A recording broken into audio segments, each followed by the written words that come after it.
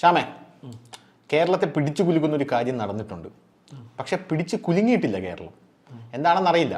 പക്ഷെ ആസിഫ് അലിയുടെ വിഷയത്തിൽ കേരളം കുലുങ്ങി. കണ്ടല്ലോ, ആസിഫ് അലിയുടെ കേസിൽ ആസിഫ് അലിയെ നമ്മുടെ പുള്ളിയുടെ പേരെന്തോന്നാണ്, രമേശ് നാരായണനോ സന്തോഷ് നാരായണൻ എന്ന് പറഞ്ഞ വേറൊരു പാട്ടുകാരനുണ്ട്, നമ്മുടെ കബാലിയുടെയൊക്കെ മ്യൂസിക് ഡയറക്ടർ ചെയ്ത ഇരിതി സുട്ര സിനിമയ്ക്കൊക്കെ ചെയ്ത, ഇപ്പൊ കൽക്കിക്ക് ചെയ്തിരിക്കുന്നത്, എനിക്ക് മാറിപ്പോകും രണ്ടും കൂടെ. അപ്പോൾ അങ്ങനെ ഈ രമേശ് നാരായണൻ ആസിഫ് അലിയെ അപമാനിച്ചു എന്ന് പറഞ്ഞുകൊണ്ട് വലിയ വിവാദം കേരളത്തിലുണ്ടായല്ലോ. കേരളത്തിൽ അങ്ങോളം ഇങ്ങോളം വലിയ വിവാദമുണ്ടായി. കൺവിൻസിങ് സ്റ്റാർ പോലെ ആസിഫ് അലി ഒരു സഹതാപ സ്റ്റാറായിട്ട് ആ സമയത്ത് അലയടിച്ചെങ്ങ് നിന്നുള്ളൊരു സാഹചര്യം ഉണ്ടായിരുന്നു. പിന്നെ അതിനുശേഷം ആസിഫ് അലിക്ക് ഇപ്പോൾ ഒരു ഹിറ്റും കിട്ടി, കിഷ്കിന്ദ കാണ്ഡം. പിന്നെ തലവൻ ആസിഫ് അലിയുടെ നല്ല സിനിമയായിരുന്നു. അതൊക്കെ പോട്ടെ. നമ്മുടെ വിഷയം എന്ന് പറഞ്ഞാൽ കഴിഞ്ഞ ദിവസം വളാഞ്ചേരി MES കോളേജിൽ നിന്ന് നമ്മുടെ ബിബിൻ ജോർജിനെ അപമാനിച്ചിറക്കി വിട്ടിട്ടുണ്ട്. അപമാനിച്ചിറക്കി വിട്ടതിൻ്റെ പ്രധാനപ്പെട്ട കാര്യം എനിക്കിപ്പോഴും ചോദിക്കാനുള്ളത് ശ്യാമിനോട്, എന്തുകൊണ്ടാണ് എനിക്ക് അറിഞ്ഞുകൂടാത്തതുകൊണ്ട് ചോദിക്കുകയാണ് കേട്ടോ. ഈ കോളേജിൽ ഒരു സെലിബ്രിറ്റിയെ വിളിക്കുമ്പോൾ അവിടുത്തെ പ്രിൻസിപ്പാളോ മറ്റാൾക്കാരോ അറിയാതെ വിദ്യാർത്ഥികൾ നേരിട്ട് പോയി വിളിക്കുകയാണോ? എനിക്ക് അതിനെപ്പറ്റി വലിയ ധാരണയില്ല. കാരണം ഞാൻ കോളേജിൽ പഠിച്ചിട്ടില്ല, ഞാൻ ഡിസ്റ്റൻ്റ് ആയിട്ടാണ് ചെയ്തത് എഡ്യൂക്കേഷൻ. അതുകൊണ്ട് എനിക്ക് അതിൻ്റെ ഒരു വൈബിനെ കുറിച്ച് എനിക്ക് വലിയ ധാരണയില്ല. അതായത് കോളേജിൽ ഇവർ പഠിക്കുമ്പോൾ എങ്ങനെയാണ് ഇവർ ഒരു സെലിബ്രിറ്റി അവരുടെ ഒരു പരിപാടിക്ക് കൊണ്ടുവരുമ്പോൾ പ്രിൻസിപ്പാളിൻ്റെയും ഇവരുടെയും യാതൊരു അനുമതിയും ഇല്ലാതെ ഇവർ പോയി ഡയറക്റ്റായിട്ട് വിളിക്കുകയാണോ? കാരണം ഈ ആൾക്കാർ വന്നു കഴിഞ്ഞാൽ നമ്മൾ പല വേദികളിലും കണ്ടിട്ടുണ്ട്, പ്രിൻസിപ്പാൾ ചാടി വേദി കയറുന്നു, ഇതൊന്നും ഇവിടെ നടക്കില്ല എന്ന് പറയുന്നു. വല്ലാത്തൊരു എന്താ പറയുക, ഒരു ഊള സെറ്റപ്പാണ് ഈ പ്രിൻസിപ്പാൾമാർ ചില കോളേജുകളിൽ കാണിക്കുന്നത്. ചില പ്രിൻസിപ്പാൾമാർക്ക് അതിന് വലിയ ന്യായീകരണങ്ങളും കാണുമായിരിക്കും. പക്ഷേ ആ ഒരു വേദിയിൽ വെച്ച് ഒരാളെ അപമാനിച്ച് ഇറക്കി വിടുമ്പോൾ അതിൻ്റെ ഒരു ഗ്രാവിറ്റി, ആ ഒരു അവിടെ വന്നിരിക്കുന്ന ആൾക്ക് എത്രത്തോളം ഉണ്ടാകുമെന്ന് ചിന്തിക്കുന്നില്ല. ഒന്നുമില്ലെങ്കിൽ ഒരു അധ്യാപകനല്ലേ. അപ്പോൾ അങ്ങനെ ഡീല് ചെയ്യാമായിരുന്നു എന്ന് ഒരിക്കലും ചിലപ്പോൾ ചില പ്രിൻസിപ്പാൾമാർ ഡീല് ചെയ്യുന്നുണ്ടായിരിക്കാം, അല്ലാത്തവരെ വാർത്തയായിരിക്കും പുറത്ത് വരുന്നത്. പക്ഷെ അത് വളരെ ഒരു എന്താ പറയുക, ഒരു എംബാരസിങ് ആയിട്ടുള്ള ഒരു മൂമെൻ്റ് ആണ്. അവർക്ക് അവരെ വിളിച്ച് മാറ്റി നിർത്തി പറയാം, ഇതിങ്ങനത്തെ ഒരു സംഭവമാണ്, നിങ്ങൾ ഇത്രയും കാര്യങ്ങൾ ചെയ്തിട്ട് നിങ്ങൾ പൊക്കോളൂ എന്ന് പറയാം. പക്ഷേ ഇതങ്ങനെയല്ല. സ്റ്റേജിൽ ചാടിക്കയറി പിള്ളേരെയും തെറി പറഞ്ഞ്, വന്നിരിക്കുന്ന സെലിബ്രിറ്റിയും തെറി പറഞ്ഞ്, സ്വയം തെറി പറഞ്ഞ്, കർട്ടനൊക്കെ വലിച്ചു പറിച്ച് കടിച്ചു കീറി, എന്തോ ഇത് കാണിക്കുന്നത്? എന്താ ഷാമി തോന്നുന്നത്? പ്രിൻസിപ്പാൾ അറിയാതെ വിളിക്കാറില്ല യൂണിയൻ. ഞാനൊരു യൂണിയൻ ചെയർമാൻ ആയിരുന്ന ആളാണ്. നമ്മൾ പ്രിൻസിപ്പാൾ അറിയാതെ ചെയ്യാറില്ല. Okay, fine. നമ്മൾ അങ്ങനെയാണ് ചെയ്യുന്നത്. അപ്പം അതിനുശേഷം പ്രിൻസിപ്പാളിന്റെ ഒരു പെർമിഷൻ മേടിച്ച ശേഷമാണ് നമ്മളൊരു ഗസ്റ്റിനെ വിളിക്കുന്നത്. ഞങ്ങൾ ചെയർമാൻ ആയിരുന്ന സമയത്ത് ഒരുപാട് പേര് കോളേജിലേക്ക് കൊണ്ടുവന്നിട്ടുണ്ട്. ഒരുപാട് പേര് SN കോളേജ് എന്ന് കേൾക്കുമ്പോൾ ഒരുപാട് പേര് വരാൻ തയ്യാറായിട്ടുണ്ട്. അപ്പോൾ ഒരു ചില പിന്നെ നടന്മാരൊക്കെ വിളിച്ചു കഴിഞ്ഞാൽ SN കോളേജ് എന്ന് പറയുമ്പോൾ പേയ്മെന്റ് ഒന്നും വേണ്ട, ഞാൻ അങ്ങ് വന്നേക്കാം എന്ന് പറയും. അങ്ങനെയാണ് SN കോളേജ് എന്ന് കേൾക്കുമ്പോൾ അവർ അങ്ങനെയുള്ള ആളുകളുണ്ട്. ഇപ്പൊ ഇവിടെ സംഭവിച്ചിരിക്കുന്ന ഒരു കാര്യം, മൂന്നാമത്തെ നില വരെ അദ്ദേഹത്തിന്റെ അറിയാലോ ഫിസിക്കലി ചലഞ്ചഡാണ്. അതെ, ഫിസിക്കലി ചലഞ്ചഡാണ് ഈ ബിബിൻ ജോർജ്. ആ മൂന്നാമത്തെ നില വരെ അദ്ദേഹം നടന്നു കയറി. ഈ ഗുമസ്തൻ എന്ന് പറയുന്ന ഒരു സിനിമയുടെ അത്യാവശ്യം കുഴപ്പമില്ലാതെ ഓടിക്കൊണ്ടിരിക്കുന്നതാണ് അറിയുന്നത്. ആ സിനിമ കണ്ട ശേഷം എൻ്റെ ഒരു റിവ്യൂ പറയാമെന്ന് പറഞ്ഞിരിക്കുക ഞാൻ. അപ്പോൾ ഈ സിനിമയുടെ പ്രൊമോഷനുമായി ബന്ധപ്പെട്ട് ഈ കോളേജുകളിൽ പോകുമ്പോൾ ഇവരെന്ത് ചെയ്യും, അവരുടെ സിനിമ കൂടി അതുകൂടി ഉദ്ദേശിച്ചാണല്ലോ അവർ വരുന്നത്. ഇത് പേയ്മെന്റ് ഒന്നും ഇല്ലായിരുന്നു തോന്നുന്നു, പേയ്മെന്റ് ഒന്നും മേടിച്ചുകൊണ്ടുള്ള പരിപാടിയല്ല. അപ്പോൾ ഇവരെന്തെന്ന് വെച്ച് കഴിഞ്ഞാൽ ഇദ്ദേഹം അവിടെ ഈ ഗുമസ്തൻ സിനിമയുടെ അണിയറ പ്രവർത്തകരെ കൂടി അവിടേക്ക് കൊണ്ടുപോയി. അവരിത്രയും പേരും കൂടിയാണ് അവിടെ ചെന്നത്. ബിബിൻ ജോർജ് 3 നില ഈ ഫിസിക്കലി ചലഞ്ചഡായിട്ടുള്ള ഒരാൾ നടന്ന് കയറുക എന്ന് പറയുന്നത് വളരെ ആയാസപ്പെട്ട പരിപാടിയാണ്. അത് നമുക്ക് നന്നായിട്ട് മനസ്സിലാകുന്നു. ഒരു സമയത്ത് എൻ്റെ കാല് ആക്സിഡന്റ് പറ്റിയ പ്രശ്നമായ സമയത്ത് ഞാൻ ഇതുപോലെ തന്നെ നമ്മുടെ തിരുവനന്തപുരം മെഡിക്കൽ കോളേജ് ആശുപത്രിയിൽ ഒരു തവണ ചെന്നപ്പോൾ അവിടെ ലിഫ്റ്റ് കംപ്ലൈന്റ് ആണ്. സ്വാഭാവികം. ഞാൻ അവിടുന്ന് ആ കയറി പോകാൻ പെട്ട പാട് എനിക്ക് നന്നായിട്ട് അറിയാം, അതിന് എത്രത്തോളം ആയാസപ്പെട്ടു എന്നുള്ളത്. അപ്പോൾ അത്രയും ആയാസപ്പെട്ട ഒരു മനുഷ്യൻ ആ മൂന്നാമത്തെ നിലയിൽ കയറി ചെന്ന് മാഗസിന്റെ പ്രകാശനത്തിനാണ് അവരുടെ ഉദ്ദേശം. ഇദ്ദേഹത്തിന്റെ ഉദ്ദേശം ഗുമസ്തൻ സിനിമയുടെ പ്രൊമോഷൻ. ഇത് രണ്ടുപേരും രണ്ട് ഉദ്ദേശത്തിലാണ് അവിടെ ചെല്ലുന്നത്. മാഗസിൻ പ്രകാശനം ചെയ്ത ശേഷം അദ്ദേഹം സംസാരിക്കാൻ തുടങ്ങിയപ്പോൾ ഈ MES കോളേജിന്റെ പ്രിൻസിപ്പൾ ഇറങ്ങി എന്നിട്ട് പറഞ്ഞു ഇതൊന്നും പറ്റത്തില്ലെന്ന്. ഈ MES കോളേജ് മൊത്തത്തിൽ ഇങ്ങനെ ഒരു കോളേജാണോ? ഈ MES കോളേജുമായിട്ട് ബന്ധപ്പെട്ട് ചില വിവാദങ്ങൾ നേരത്തെ വന്നിട്ടുണ്ടല്ലോ. ഈ സ്ത്രീകളെയും പുരുഷന്മാരെയും ക്ലബ് ചെയ്യിപ്പിക്കാതെ മറ്റേ വേർതിരിച്ചിരുത്തുന്നു, അതിന്റെ ഫ്രണ്ടിൽ കർട്ടൻ ഇടും എന്നൊക്കെ ഗ്രീൻ സ്ക്രീൻ കൊണ്ടുവന്നിരുത്തുന്നു. അങ്ങനെയൊക്കെ ഉള്ളൊരു നിലപാടുള്ളൊരു കോളേജാണ്. എനിക്ക് തോന്നുന്നു ഇതിന്റെ പിറകിൽ മറ്റേ അയാളുടെ പേരെന്താ, അസ്ത്രം ഗഫൂർ, ഫസൽ ഗഫൂർ, അതിന്റെ പേരേ മറന്നുപോയി. ഒരു തനി വർഗീയവാദിയാ, പറയാതിരിക്കാൻ നിവൃത്തിയില്ല. കാരണം പണ്ട് പോപ്പുലർ ഫ്രണ്ടിന്റെ വേദിയിലൊക്കെ പോയിട്ട് ഹിന്ദുക്കളിൽ നിന്ന് ദളിതരെ അടർത്തിയെടുക്കണം, പോപ്പുലർ ഫ്രണ്ടിലോട്ട് ചേർക്കണം, പോപ്പുലർ ഫ്രണ്ട് കൂടുതൽ ലീഡർമാരെ ഉണ്ടാക്കണം, എന്നിട്ട് പോപ്പുലർ ഫ്രണ്ട് ഭരണം പിടിച്ചെടുക്കണം, ഇതാണ് പറ്റിയ സമയം എന്നൊക്കെ പറയുന്ന ഒരു മതേതരനാണ്. ഇങ്ങനെ പറഞ്ഞാലേ നമ്മുടെ മാമ്പഴം കട്ട പോലീസുകാരനിൽ വരെ വർഗീയത കണ്ടുപിടിച്ച ഒരു ആളാണ്. അപ്പൊ പക്ഷെ ഇയാളെ സകല മാധ്യമ പ്രവർത്തകരും ചാനൽ ഡിബേറ്റിനൊക്കെ പിടിച്ചിരുത്തിയിരിക്കുന്നത് ഒരു അതിഭീകരമായിട്ടുള്ള ഒരു മതേതരവാദിയാക്കിയാണ് പിടിച്ചിരുത്തിയിരിക്കുന്നത്. കാര്യങ്ങളൊക്കെ പറയുന്നത് തനി വർഗീയതയാണ് പറയുന്നത്, പക്ഷെ പറയുന്ന സ്റ്റൈൽ നിരീക്ഷണം, അതാണ് പുള്ളിയുടെ നിരീക്ഷണം. അതെ, പുള്ളി അൽ ജസീറെ അതും ഇതൊക്കെ കോട്ട് ചെയ്തേ സംസാരിക്കാറുള്ളൂ. ഒരു പക്ക ഒരു എന്താണ് ചെമ്പൊട്ടിൽ പതിഞ്ഞ പച്ചപ്പാഷാണോ അങ്ങനെയൊക്കെ പറയില്ലേ, അതുപോലത്തെ ഒരു സാധനം. അപ്പൊ ആ പുള്ളിയുടെ കോളേജിലാണ് ഇത് നടന്നിരിക്കുന്നത്. അപ്പോൾ ഫിസിക്കലി ഹാൻഡിക്യാപ്ഡ് ആയ ബിപിൻ ജോർജിനെ ഹരാസ് ചെയ്തതിന് ഈ കേന്ദ്ര സംസ്ഥാന നിയമങ്ങൾ അനുസരിച്ച് കേസ് എടുക്കാൻ സാധിക്കില്ലേ? പിന്നെ സ്വമേധയാ പോലീസിന് കേസ് എടുക്കും. സ്വമേധയാ ഫിസിക്കലി ചലഞ്ചഡ് എന്ന് പറയുന്നത് അത് വളരെ പ്രധാനപ്പെട്ട ഒരു കാര്യമാണ്. ബസ്സിൽ വരെ റിസർവേഷൻ ഉണ്ട് അവർക്ക്, അംഗപരിമിതൻ എന്നാണ് എഴുതിയിരിക്കുന്നത്. പോലീസിന് കേസ് എടുക്കാവുന്നേ ഉള്ളൂ. ഇത് ചെയ്യുന്നില്ല, ഇതിവിടെ ചെയ്യുന്നില്ല. മാത്രമല്ല ഇവിടെ ആർക്കും പ്രതിഷേധമില്ല. ആസിഫ് അലി ആയിരുന്നപ്പോൾ ഇതാണ് ഇതിന്റെ ഒരു പ്രശ്നം.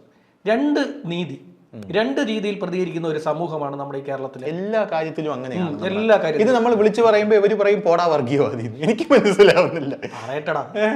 ഇതേ കാര്യമാണ് അവിടെ നടന്നത്. അതിനെക്കാട്ടിലും കുറച്ചുകൂടെ ഗ്രാവിറ്റി. നിങ്ങൾ എന്താ പ്രതികരിക്കാതെന്ന് ചോദിക്കാൻ നമുക്ക് സൗകര്യമുള്ള വിഷയങ്ങൾ പ്രതികരിക്കും. നീ ആരടാ ചോദിക്കാൻ? സൗകര്യമുള്ള വിഷയം എന്ന് പറഞ്ഞാൽ ഒരു പ്രത്യേക മതത്തിന്റെ വിഷയമാണ് ഇവരുടെ സൗകര്യമുള്ള വിഷയം. അതാണ് എനിക്ക് മനസ്സിലാവും. തരം നോക്കി എല്ലാത്തിലും പ്രതികരിക്കും. ഞാൻ പറഞ്ഞില്ലേ, പണ്ടൊരു ഇവിടുത്തെ കുറച്ച് നാളായിട്ടേ ഉള്ളൂ, ഇവിടുത്തെ ഒരു ഡിവൈഎഫ്ഐയുടെ ഒരു വലിയ നേതാവ്, അതും SC വിഭാഗത്തിലെ ഒരു നേതാവിനെ അടിച്ച് പഞ്ചറാക്കി കുളത്തിയെടുത്ത് ചെളിയിലിട്ട് മുക്കി കയ്യിലൊരു വാളും കൊടുത്ത് ഇരുത്തി വീഡിയോ എടുത്ത് ഇവിടെ പുറത്തു വിട്ടു. എന്തുവായി ഇവിടെ? ഡിവൈഎഫ്ഐയുടെ വലിയ നേതാവ്, അത് ഷെഡ്യൂൾഡ് കാസ്റ്റ്, അങ്ങനെയുള്ളൊരു നേതാവിനെ ഇടിച്ച് പുറത്താക്കി ആരെ? SDPIക്കാർ. എന്നിട്ട് ഇവിടെ ആർക്കും പ്രതിഷേധമില്ല. തിരിച്ചായിരുന്നെങ്കിൽ ഇവിടെ കേരളം എടുത്ത് തിരിച്ചു വെച്ചാൽ വരും. കേരളം എടുത്തവന്മാരെല്ലാം അവിടെ തിരിച്ചു വെക്കും. അങ്ങനെയുള്ള ഒരു പരിപാടി കാണിക്കുന്നത്. പക്ഷെ ബിപിൻ ജോർജിന്റെ കാര്യത്തിൽ ശരിക്കും ബിപിൻ ജോർജ് ആസിഫ് അലിയേക്കാൾ കൂടുതൽ പ്രതികരിക്കേണ്ട വിഷയമാണിത്. 100%. ആസിഫ് അലിയുടെ വിഷയം വന്നപ്പോൾ എത്ര പേരാ പ്രൊഫൈൽ പിക്ചർ മാറ്റിയത്? ഞാൻ ആ സംഭവം അറിഞ്ഞില്ല. ആ സംഭവം അറിയുന്നത് തന്നെ ഈ പ്രൊഫൈൽ പിക്ചറുകൾ കൂട്ടത്തോടെ മാറ്റിയത്. ഞാൻ ആ സംഭവം അറിഞ്ഞത് തൊട്ട് ആസിഫ് അലിയുടെ കൂടെയായിരുന്നു. അല്ല, അത് ചെയ്യാൻ പാടില്ല. ആസിഫ് അലിയുടെ കാര്യത്തിൽ വളരെ നീതിയുണ്ട്. അദ്ദേഹത്തിന് നീതി 100%. കാരണം വളരെ സാധുവായിട്ടുള്ള ചോദ്യം ആസിഫ് അലിയെ ഉദ്ദേശിച്ചല്ല. നമ്മുടെ ചോദ്യം എന്തുകൊണ്ട് ഇതിൽ നിങ്ങൾ പ്രതികരിക്കുന്നില്ല എന്നുള്ളതാണ്. ആസിഫ് അലി നല്ല മനുഷ്യനാണ്, നല്ല നടനുമാണ്, നല്ല വ്യക്തിയാണ്, വളരെ സാധുവായിട്ടുള്ള ഒരു മനുഷ്യനാണ്. എനിക്ക് പുള്ളിയുടെ ആക്ടിങ് ഭയങ്കര ഇഷ്ടമാണ്. വളരെ സാധുവായിട്ടുള്ള, അദ്ദേഹം ആക്ട് ചെയ്യുന്ന അതേ രീതിയിൽ തന്നെ അദ്ദേഹത്തിന്റെ ഒരു സ്വാഭാവികതയുണ്ട്, അഭിനയത്തിൽ സ്വാഭാവികതയുണ്ട്. ആ സ്വാഭാവികത അതുകൊണ്ടാണ് പുള്ളി ഇപ്പോഴും നിൽക്കുന്നത്. അശ്വന്ത് കോക്കി ഇടയ്ക്ക് പറഞ്ഞൊരു ഡയലോഗ് ആസിഫ് അലി വല്ലാതെ വേദനിപ്പിച്ചിട്ടുണ്ടായിരുന്നു. ഇത്രയും ഫ്ലോപ്പുകൾ കിട്ടിയിട്ടും ആസിഫ് അലി എങ്ങനെയാണ് ഈ ഫീൽഡിൽ പിടിച്ചു നിൽക്കുന്നതെന്ന്. അതിന്റെ ഉത്തരം പുള്ളിയുടെ അഭിനയമാണ്. അതെ. നമ്മൾ അദ്ദേഹത്തെ അല്ല പറയുന്നത്. അദ്ദേഹത്തിന്റെ വിഷയത്തിൽ പ്രതികരിച്ച ഈ കേരള സമൂഹം എന്തുകൊണ്ടാണ് ബിപിൻ ജോർജിന്റെ വിഷയത്തിൽ അനങ്ങാതിരിക്കുന്നത്? ആരും എന്തുകൊണ്ടാണ് ബിപിൻ ജോർജിന്റെ പ്രൊഫൈൽ പിക്ചർ ആക്കാത്തത്? പടമെടുത്ത് പ്രൊഫൈൽ ആക്കണമെന്ന് ഓരോരുത്തരുടെ വ്യക്തിപരമായിട്ടുള്ള താല്പര്യമാണ്. പക്ഷെ ആസിഫ് അലിയുടെ വിഷയത്തിൽ ഇത് അങ്ങനെ അല്ലായിരുന്നല്ലോ നിങ്ങൾ പ്രതികരിച്ചത്. നിങ്ങൾ ഇങ്ങനെയാണോ പ്രതികരിച്ചത്? നാടെങ്ങും ഇറങ്ങി തിരിച്ചല്ലോ. ഈ പറയുന്ന രമേശ് നാരായണൻ എന്ന് പറയുന്ന ആളെ കൊണ്ട് അവസാനം ഇത് അങ്ങനെയല്ല എന്ന് പറഞ്ഞ് മാപ്പ് പറയുന്ന രീതി വരെ എത്തിച്ചു കൊടുത്തു ഇവരെല്ലാവരും കൂടെ. അയാളെ വീട്ടിൽ പൂട്ടിയിടണമെന്ന് പറഞ്ഞു, ഭ്രാന്തനാണെന്ന് പറഞ്ഞു. ഈ ഭ്രാന്തനെ എന്തിനാണ് കോട്ടുസൂട്ട് പിടിയിച്ച് ഈ പൊതുപരിപാടിയിലേക്കൊക്കെ ക്ഷണിച്ച് വരുത്തിയത് എന്നൊക്കെ ചോദിച്ചു. ഇതിന്റെ പേര് ഒരു സംവിധായകൻ, ആ സൈഡിൽ കൂടെ പോയ സംവിധായകൻ ഒരു തെറി പറഞ്ഞു. ആ പരിപാടിയിൽ പങ്കെടുത്തില്ല. ആസിഫ് അലി രമേശ് നാരായണ വിഷയം വന്നപ്പോൾ ഇവര് വിചാരിച്ചു ഇത് നമ്മുടെ ഇതുപോലെ ഒരു മുതലെടുക്കാൻ പറ്റിയ ഒരു വിഷയമാണെന്ന് വിചാരിച്ചാണ് പലരും രമേശ് നാരായണനെതിരെ ഭീകരമായിട്ട് പ്രതികരിച്ചു തുടങ്ങിയത്. നമ്മുടെ അനിൽ രാമചന്ദ്ര മേനോനും ബിനീഷ് ബാസ്റ്റിനും തമ്മിലുള്ള ഒരു വിഷയം വന്നിട്ടുണ്ടല്ലോ. മതമല്ല പ്രശ്നം, എരിയുന്ന വയറിന്റെ തീയാണ് പ്രശ്നം എന്ന് പറഞ്ഞു. അങ്ങനെ ഒരു വിഷയം വന്നല്ലോ. അത് യൂഷ്വൽ ആയിട്ടുള്ള ഒരു സംഭവമായിരുന്നു. പക്ഷെ ആ ഒരു വിഷയം വന്നപ്പോൾ അത് ഈ ജാതിര ഇതിലൊക്കെ കൂട്ടിക്കെട്ടി സവർണ മാടമ്പിത്തം മേനോൻ, അനിൽ രാമചന്ദ്രൻ മേനോൻ, മറ്റേ ഇപ്പോഴത്തെ ബിനീഷ് ബാസ്റ്റിൻ എന്ന് പറഞ്ഞ ഒരു പാവപ്പെട്ട ചെറുപ്പക്കാരൻ വിശക്കുന്ന വയറിന് വേണ്ടിയിട്ട് എന്നൊക്കെ പറഞ്ഞ് വലിയ വിവാദമായി ആക്കി. അതാക്കിയത് ആരാണെന്നൊക്കെ നമുക്കറിയാം. അയാളിപ്പോൾ ആ ചാനലില്ല, അയാളിപ്പോൾ തെണ്ടി തിരിഞ്ഞ് കിടക്കുകയാണ്. അപ്പോൾ അങ്ങനത്തെ ഒരു വിഷയം ഉണ്ടായതുപോലെ ഇതിനെ ആ ഒരു ലെവലിലോട്ട് കൊണ്ടുവരാനായിട്ട് ഇവർ ശ്രമിച്ചതായിരുന്നു. പക്ഷെ അത് നടന്നില്ല. സംഭവം എന്ന് പറഞ്ഞാൽ രണ്ടുപേരും കമ്മ്യൂണിസ്റ്റ് പാർട്ടി അനുഭാവികളാണ്. പോരാത്തതിന് ആസിഫ് അലിക്കാട്ടിലും കൂടുതൽ അഡ്രസ്സ് ചെയ്യപ്പെടേണ്ടത് സന്തോഷ് അല്ല രമേശ് നാരായണനാണെന്ന് ഒരു ഘട്ടത്തിൽ ഇവർക്ക് മനസ്സിലായി. അതോടുകൂടി ഈ സ്ക്രിപ്റ്റ് അങ്ങ് പൊളിഞ്ഞു പോയി. എങ്കിലും അദ്ദേഹം മാപ്പ് പറഞ്ഞു ആസിഫ് അലിയോട്. ഞാൻ അങ്ങനെ കാണിച്ചതിനോടൊന്നും ഞാൻ ഇപ്പോൾ യോജിക്കുന്നില്ല. ഭയങ്കര ധാർഷ്ട്യം പിടിച്ചൊരു സ്വഭാവമാണ് പുള്ളിക്കാരന്. അതുകൊണ്ടാണ് ഒരിടത്ത് എത്താതെ പോയത്. അതാണ് എൻ്റെ ഇപ്പോഴത്തെ സ്റ്റാൻഡ്. ആസിഫ് അലിയുടെ കൂടെ തന്നെയാണ്. പക്ഷേ ഈ വിഷയത്തിലോട്ട് വരുമ്പോൾ ആ കോളേജിന് ഏതെങ്കിലും ഒരു സർട്ടിഫിക്കറ്റ് ഉണ്ടെങ്കിൽ ആ സർട്ടിഫിക്കേഷൻ ക്യാൻസൽ ചെയ്യണം, ആ പ്രിൻസിപ്പാളിനെ കൊണ്ട് മാപ്പ് പറയിക്കണം, പറ്റുമെങ്കിൽ അയാളെ പിടിച്ച് പുറത്താക്കുകയാണ്. കാരണം ഇത് വളരെ ഗ്രാവിറ്റി കൂടിയ ഒരു വിഷയമാണ്. ഒരു അംഗപരിമിതനെ ഒരു വേദിയിൽ വിളിച്ചു വരുത്തി മാനസികമായിട്ട് വിഷമം ഉണ്ടാക്കുക, അപമാനിക്കുക, അയാൾ ആ വേദിയിൽ നിന്ന് ഇറക്കി വിടുക, ഇത് മൂന്നും എന്താണ് ഭയങ്കര ഒരു ഗ്രാവിറ്റി ഉള്ള ഒരു വിഷയമാണ്. അതെ, അദ്ദേഹം ഇറക്കി താഴെ വന്നപ്പോൾ ഈ കുട്ടികളും താഴെ വന്നേ. അതെ അതെ, ആ കുട്ടികൾ അവിടെ ഉള്ള കുട്ടികളിൽ നല്ലൊരു വിഭാഗം ഇദ്ദേഹത്തിനൊപ്പമായിരുന്നു. ഇദ്ദേഹത്തിന്റെ സിനിമാ പ്രവർത്തകർ പറയുന്നുണ്ട്. എന്നിട്ട് ഇദ്ദേഹം മാന്യമായിട്ടാണ് പ്രതികരിക്കുന്നത് കേട്ടോ. എനിക്ക് ആ പ്രിൻസിപ്പാളിനെ കുറിച്ചൊന്നും പറയാനില്ല, ഞാൻ എന്തെങ്കിലും പറഞ്ഞു കഴിഞ്ഞാൽ ഇപ്പോൾ എല്ലാവരും കൂടെ പോയി അദ്ദേഹത്തിന്റെ പോയി തെറി പറയും. അദ്ദേഹത്തിന്റെ കുടുംബത്തിനുണ്ടാകുന്ന വിഷമം എന്താണെന്ന് ഉൾക്കൊള്ളാൻ എനിക്ക് ഉൾക്കൊള്ളാനാകുന്നുണ്ട്. ഇദ്ദേഹം വളരെ താഴെ തട്ടിന്ന് വന്ന ആളാണ്. ഒരു മിമിക്രി കലാകാരനായിരുന്നു ഈ ബിബിൻ ജോർജ്. ഈ ബിബിൻ ജോർജ് ഒരു സ്ക്രിപ്റ്റ് എഴുതി. ആ സ്ക്രിപ്റ്റിൽ അമർ അക്ബർ അന്തോണി ആ സ്ക്രിപ്റ്റ് എഴുതിയത് തന്നെ ഇവർക്ക് രണ്ടുപേർ കൂടെ അഭിനയിക്കാനാണ്.